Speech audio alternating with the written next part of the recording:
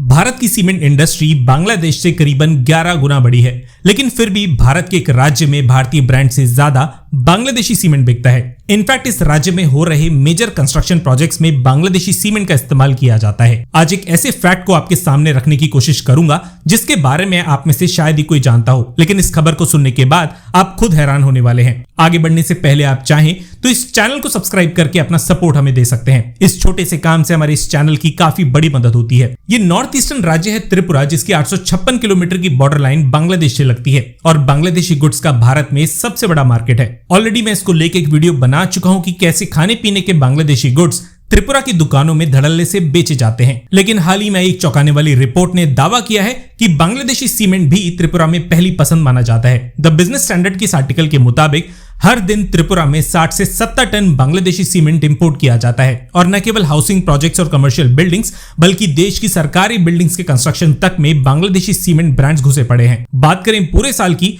तो भारत में बांग्लादेश से ऑलमोस्ट 22,000 टन सीमेंट का इंपोर्ट होता है और त्रिपुरा से होता हुआ यही सीमेंट नॉर्थ ईस्टर्न रीजन के दूसरे और स्टेट्स में डिस्ट्रीब्यूट होता है। अभी जब कुछ दिनों पहले कई बांग्लादेशी गुड्स पे भारत की तरफ से बैन लगाया गया था, तब बांग्लादेशी सीमेंट को इस लिस्ट में इंक्लूड नहीं किया गया था और यही वजह है कि आज भी त्रिपुरा के कंस्ट्रक्शन मटेरियल स्टोर्स में आपको भारतीय ब्रांड से ज्यादा बांग्लादेशी ब्रांड्स देखने को मिलेंगे।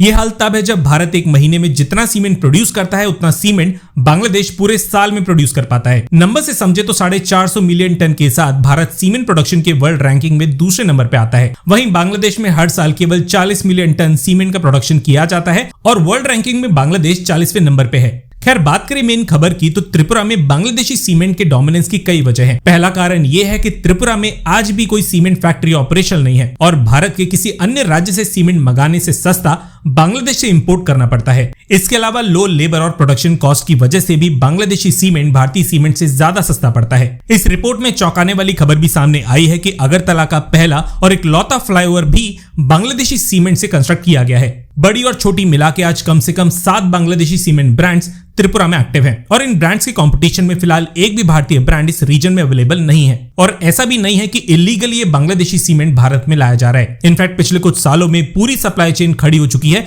जिसमें भारत के कई डिस्ट्रीब्यूटर्स भी शामिल हैं। ये सुनकर शायद आपको यकीन ना हो, लेकिन मेघालय से त्रिपुरा सीमेंट पहुंचाने का खर्चा बांग्लादेश से वही सीमेंट मंगाने से भी ज्यादा पड़ता है। सोचिए, भारत इतना बड़ा सीमेंट प्रोड्यूसर है लेकिन बांग्लादेश आज भी भारत से सीमेंट का इंपोर्ट नहीं करता क्योंकि बांग्लादेश अपनी सीमेंट की जरूरत का 100% आज डोमेस्टिकली खुद मैन्युफैक्चर कर पाता है। देखिए, सच तो यह है कि यहाँ पे साफ साफ भारतीय प्रशासन की गलती है क्योंकि त्रिपुरा के लोगों के पास कोई भारतीय ऑप्शन अवेलेबल ही नहीं है। वहीं बांग्लादेश की सरकार ये अच्छे से जानती है कि भारत की कौन सी गलती का फायदा कैसे उठाया जा सके।